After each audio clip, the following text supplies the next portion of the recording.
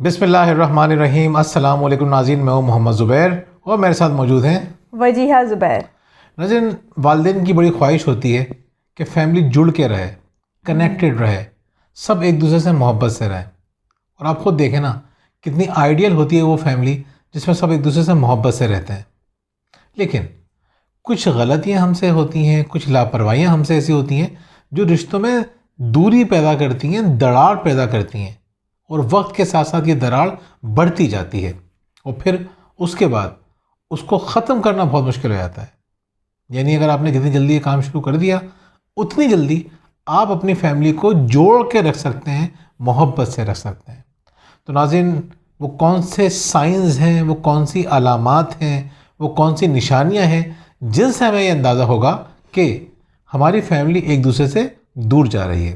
तो वजह बताएंगे आपको पहला पॉइंट कि वो कौन सा पॉइंट है पहला जो हमें ये जाहिर करेगा कि हमारी फैमिली एक दूसरे से दूर हो रही है। सबसे जो पहला पॉइंट है, जो शायद आम तौर पे हो भी रहा है, कि हम एक दूसरे से सिर्फ ज़रूरत के तहत बात करते हैं।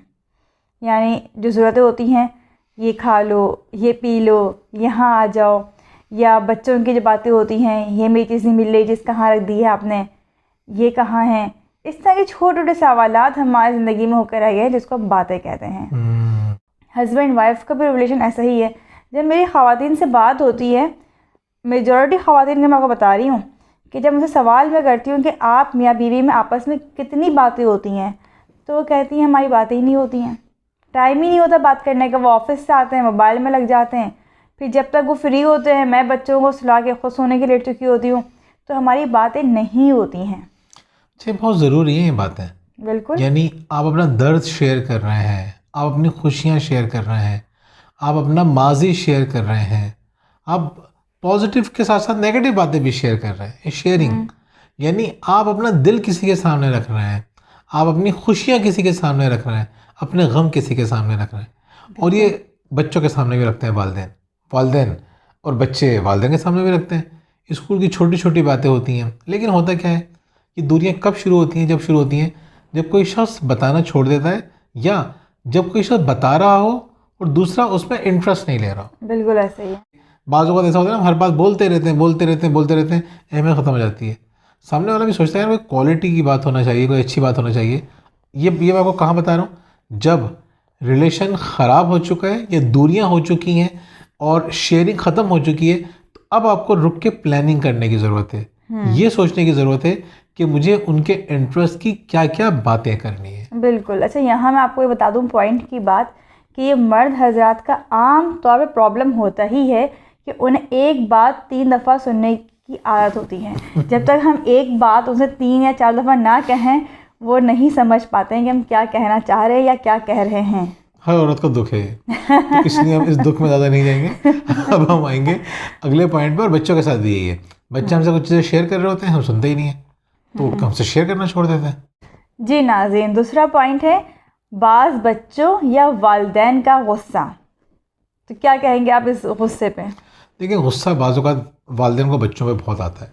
यानी बाप खुद सोचें, इसको थोड़ा जस्टिफाई करने की कोशिश करते हैं कि एक बाप है, वो दिन भर काम कर रहा है और वहाँ पे गालियाँ भी खा रहा है, डांट भी खा रहा है, या प्रेशर ले रहा है। वो लोग काम नहीं कर रहे हैं, वो किसी जिन लोगों से उनको काम करवाना है वो काम करके नहीं दे रहे हैं, काम चोरियाँ कर रहे हैं, हड़ हरामियाँ कर रहे हैं, और सारी जिम्मेदारी इस शख्स के ऊपर है। या वो ख़ुद भी ऐसा ही है लेकिन उसको पता नहीं है, जिसकी वजह से उसको गालियाँ सुनना पड़ती हैं। वो तो समझता है मैं बड़ी ईमानदारी से बहुत अच्छा काम कर रहा हूँ, लेकिन उसको वो रिस्पेक्ट नहीं मिलती जो एक इंसान को मिलनी चाहिए। अब वो घर आके देखता है कि यार, मैंने इन बच्चों के लिए इतनी मेहनत की, बीवी के लिए इतनी मेहनत की, कि यहाँ भी लड़ाई झगड़े चल रहे हैं, बात बात पे लड़ रहे हैं, बात बात पे रो रहे हैं, उल्टी सीधी शिकायतें कर रहे हैं। गुस्सा आता है। ख़वातीन के साथ भी होता होगा। ख़वातीन के साथ क्या होता होगा तो ख़वातीन ही बताएंगी। बिल्कुल, ख़वातीन को भी गुस्सा आता है कि जब वो दिन भर बहुत सारी चीज़ें बर्दाश्त कर रही होती हैं और शौहर से जब इस बात का जिक्र करती हैं कि बच्चों ने इस तरह किया या ऐसा हुआ, बता रही होती हैं ख़वातीन, तो आगे से मर्द बड़ा लाइट लेते हैं उन बातों को, कि ऐसा कुछ हुआ ही नहीं है, तुम बहुत ज़्यादा इन चीज़ों को हाई फाई कर रही हो। इस तरह की प्रॉब्लम्स की वजह से ख़वातीन को गुस्सा बढ़ जाता है। बच्चों को उनको बहुत गुस्सा आ रहा होता है। अच्छा, बच्चों पे गुस्सा जो उनको आता है वो बाज़ दफ़ा डायरेक्ट बच्चों पे नहीं आ रहा होता, वो इर्द गिर्द की चीज़ें ऐसी होती हैं उनको परेशान कर रही होती है, इरिटेट कर रही होती है, वो गुस्सा निकलता है बच्चों पे। अगर कहा जाए तो गुस्सा मेरे ख्याल में सबको आता है, चाहे वो मर्द हो, ख़वातीन हो, इवन बच्चे हों। तो अगर आपको गुस्सा ज़्यादा आ रहा है या बच्चों का माँ बाप पे गुस्सा आ रहा है, ये गुस्सा एक दूसरे से दूरी का सबब बनेगा। यानी बच्चे माँ बाप से और माँ बाप बच्चों से आहिस्ता आहिस्ता काफ़ी दूर चले जाएंगे। बिल्कुल तीसरा ऐसे है। पॉइंट। तीसरा पॉइंट कि हम एक दूसरे का ख्याल एक्शन से तो कर रहे होते हैं लेकिन अल्फाज का इस्तेमाल नहीं करते हैं। बिल्कुल, अल्फाज की बड़ी ज़रूरत है। यानी एक शख्स अल्फाज सुनना चाहता है। अब ख़वातीन बिल्कुल। क्या कर रही होती हैं, हर बात का ख्याल रख रही हैं, चाय भी दे रही हैं, खाना भी दे रही हैं, कपड़े का भी ख्याल रख रही हैं, कभी कभी लापरवाही हो जाती है लेकिन इन जनरल ख्याल रख रही हैं, आमतौर पर ख्याल रख रही हैं, उनके आराम का ख्याल रख रही हैं, बहुत सारी चीज़ों का ख्याल रख रही हैं। लेकिन मर्द जो है ना सिर्फ ये नहीं चाहता। मर्द से कोई शख्स मोहब्बत के दो बोल बोल देता है तो उसको जो खुशी मिलती है वो इन खिदमतों से नहीं मिलती। ख़वातीन का भी यही है कि बिल्कुल। ख़वातीन का ज़्यादा ही है, बल्कि ख़वातीन का ज़्यादा है, कितना काम कर लें। बस मर्द आगे से ये कहते हैं ना, यार तुम बहुत ज़्यादा करती हो कोशिश, मुझे यकीन करो बहुत अच्छा लगता है और मुझे अंदाज़ा है कि तुम कितना सफ़र कर रही हो, तुम कितनी तकलीफ़ उठा रही हो, मैं तुम्हारे साथ हूँ। बस ये जो आपने 10 सेकंड बोले थे ना, ये 10 सेकंड उसके पूरे दिन का जो है वो जो उसने तकलीफ़ें उठाई थी उसका मदावा कर जाएंगे। बिल्कुल तो सही ये बात 10 है। सेकंड नहीं निकाल सकते हम लोग, 15 सेकंड नहीं निकाल सकते। जब नहीं निकालते तो नुकसान क्या होता है, फैमिलीज़ एक दूसरे से दूर होना शुरू हो जाती हैं। बिल्कुल ऐसा ही है। इज़हार बहुत ज़रूरी है, मोहब्बत का इज़हार ज़रूरी है। अच्छा, ऐसा नहीं है सिर्फ मियाँ बीवी की रिलेशन में हो, आप बाकी लोगों से भी इस बात का इज़हार कर सकते हैं। जैसे मैं आपको बताऊं कि मेरी एक जानने वाली हैं, वो जॉब भी करती हैं, बच्चों को देखती हैं, फिर ईद वाले दिन उनके घर में खूब दावतें भी होती हैं, सब कुछ होता है। तो वो बताने लगी कि इसी तरह एक इवेंट था, उनके घर में दावत थी, सबका वो काम कर रही थी, इवेंट का पूरा देखना, फिर खाना भी खुद पकाया, सब कुछ किया। कहीं थक के निढाल हो गई थी मैं, बुरा हाल हो गया था मेरा। लेकिन जो उनके देवर हैं उन्होंने सिर्फ इतना कह दिया कि भाभी आज तो वाकई में आप बहुत बुरी तरह थक गई हैं, हमें अंदाज़ा है बहुत ज़्यादती हुई है आपके साथ कि इतना ज़्यादा काम आपसे लिया गया है। अब हम लोग तो यहाँ बैठे हैं, आप थक गई हैं, आप जाके आराम कर लें, बाकी काम हम लोग देख लेंगे।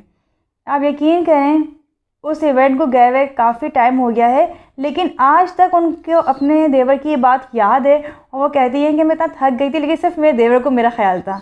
क्या पता और लोगों को भी ख्याल हो, उनको भी एहसास हो रहा हो, लेकिन इजहार देवर ने किया था ना। अच्छा, जबकि काम बाद में उन्होंने खुद ही किए, देवर हाँ ने नहीं बिल्कुल। किए।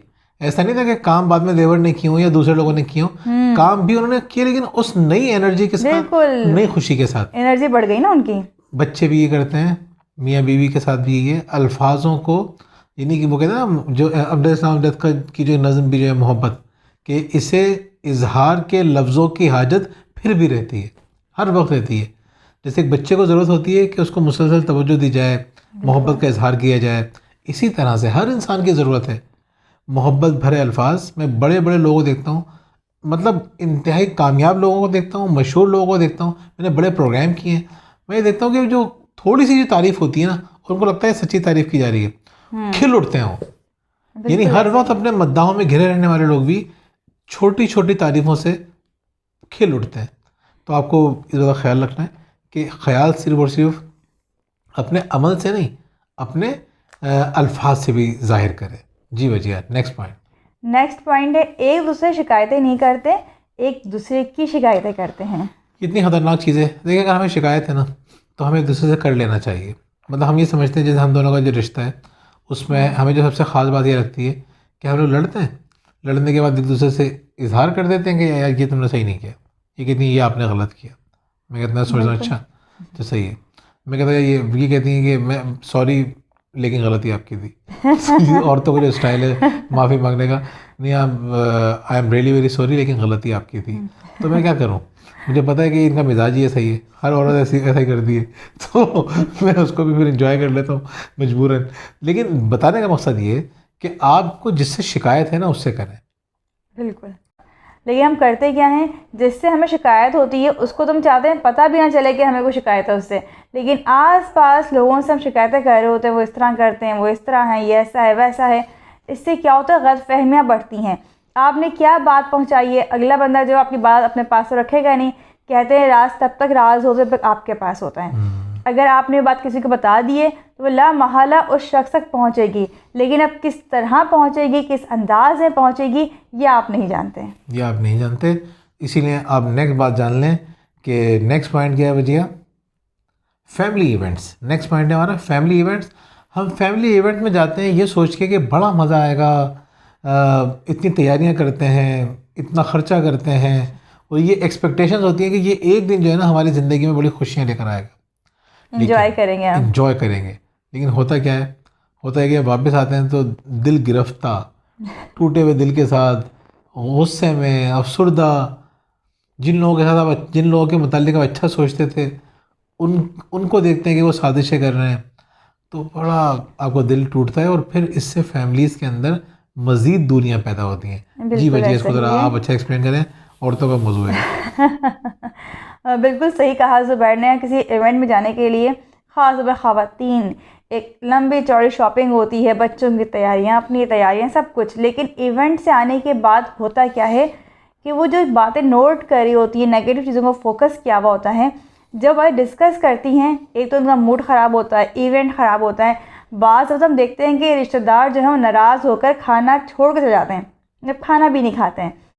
जो वापसी का सफ़र होता है वो भी बड़ा ख़राब होता है। क्यों? क्योंकि वो उस इवेंट की नेगेटिव बातें डिस्कस की जा रही होती हैं। उन्होंने देखा इस तरह किया था, वो इस तरह हुआ, उन्होंने भी उनका साथ दिया। इससे क्या होता है, जब नेगेटिव बातें कर रहे होते हैं आप तो अपने रिश्तेदारों दूर हो ही रहे होते हैं, जो बच्चे आपकी बातें सुन रहे होते हैं वो भी आपसे दूर होने लगते हैं, वो भी आपकी छोटी छोटी बातों को नोट करने लगते हैं, उनका फोकस भी आपकी नेगेटिव बातों पर बढ़ जाता है। फिर वो सोचते हैं अच्छा हमारे पेरेंट्स जो हैं उनके बारे में तो ये कहे तो खुद भी तो ये काम करते हैं, तो वो भी आपकी तरफ से नेगेटिव हो जाएंगे। इस तरह क्या होगा, आप तो दूर हो रहे हैं, बच्चे भी दूर होंगे, और नेगेटिविटी आपकी फैमिली में हद से ज़्यादा बढ़ जाएगी। वो जो एक इवेंट जो शानदार होना चाहिए था वो आपकी ज़िंदगी में जहर भर देगा। छोटी छोटी चीज़ों को नज़रअंदाज करें, हंसना सीखें, मिज़ाह लेकर आए ज़िंदगी में, तो आपको फिर गुस्सा नहीं आएगा। बिल्कुल ऐसा ही है। नेक्स्ट पॉइंट, बहन भाइयों में मुकाबलाबाजी। ये तो मेरे ख्याल में शायद हर घड़ी कहानी हो कि बहन भाइयों में ये चीज़ होती है कि हम इससे आगे निकल जाएं, हम इससे ज़्यादा अच्छे नज़र आएँ। अगर आपके बच्चों में ये चीज़ है तो इसमें परेशान होने की ज़रूरत नहीं है, ये आम चीज़ है, लेकिन इसको कंट्रोल करना बहुत ज़रूरी है। अगर आपने कंट्रोल नहीं किया तो आगे जाके ये मसला सिर्फ मसला ही नहीं, बहुत बड़ा मसला बन जाएगा। बहुत सारे इख्तलाफात बढ़ते हैं इस एक वजह से। देखिए आप खुद देखिए ना कि आप किसी घर में देखें कि जो जिनके बच्चे हैं, बहन भाई हैं, आपस में मोहब्बत से रहते हैं, एक दूसरे की टांगे नहीं खींचते, एक दूसरे से मुकाबला नहीं करते, एक दूसरे की खुशियों में खुश होते हैं, आपको अलग नज़र आएगा वो घर। ये चीज़ सिखाने की होती है। बिल्कुल, और जब तरबियत की बात होती ये है बात बचपन पूरी से। तरबियत की बात है। बिल्कुल। हम इस पर बहुत सारी वीडियोस बना चुके हैं कि बच्चों को एक दूसरे से कंपेयर ना करें, बच्चों को एक दूसरे की खुशियों पर खुश होना सिखाएं, बच्चों से एक दूसरे को चीज़ें शेयर करवाएं, एक दूसरे को चीज़ें दिलवाएं। जी ये काम करेंगे तो बच्चों में ये चीज़ नहीं होगी। लेकिन इंपॉर्टेंट बात क्या है, जब आपको नज़र आए ना कि बच्चों में ये इख्तलाफात बढ़ रहे हैं, एक दूसरे से मुकाबला करने लगे, तो अपने ऊपर नज़र दौड़ाएं कि हम क्या कर रहे हैं। जितने भी पॉइंट बताए गए ना, इसका हल क्या है? इसका हल ये है कि इस पर आपको खुद अमल करना है, किसी दूसरे को चेंज नहीं करना। बिल्कुल आपको ऐसा ही बच्चों है। को चेंज नहीं करना, अपने शरीक हयात को चेंज नहीं करना, अपने आप से शुरुआत करनी है।